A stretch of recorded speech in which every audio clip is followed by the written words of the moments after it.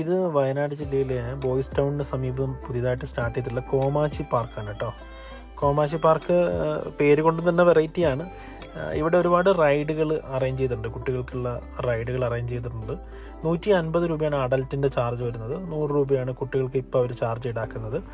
ഈ റൈഡുകൾക്ക് സെപ്പറേറ്റ് ചാർജുകളാണ്, 60 രൂപ 70 രൂപ റീസണബിൾ ആയിട്ടുള്ള ചാർജസ് ആണ്. പിന്നെ പെറ്റ്സ് ആണ്, നമുക്ക് പക്ഷികളെയും ഒക്കെ നമുക്ക് പെറ്റ്സിനെ ഫീഡ് ചെയ്യാനുള്ള ഓപ്ഷൻസും അവിടെ അവൈലബിൾ ആണ്.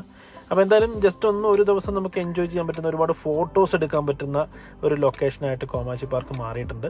മീറ്റിംഗ്സിനൊക്കെ വേണ്ടിയിട്ടുള്ള ചെറിയ ഹോള്, അതുപോലെ തന്നെ വിൻറ്റേജ് കാറുകളൊക്കെ അവർ ഡിസ്പ്ലേ ചെയ്തിട്ടുണ്ട്. ചെറിയ ഓർഗനൈസേഷനൊക്കെ മീറ്റിങ്ങും ഒക്കെ നടത്താനുള്ള ഫെസിലിറ്റീസ് ഉണ്ട്.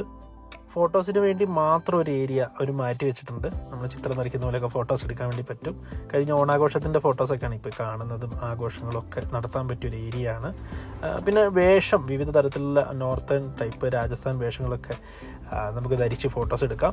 ഇവിടുന്നുള്ള വ്യൂ വളരെ മനോഹരമാണ്. പുറത്തേക്ക് നോക്കുന്ന സമയത്ത് എപ്പോഴും ഒരു കോട മൂടിയ അന്തരീക്ഷമാണ്. ഉച്ചയ്ക്ക് ശേഷമാണ് പോകുന്നതെങ്കിൽ വളരെ മനോഹരമാണ്.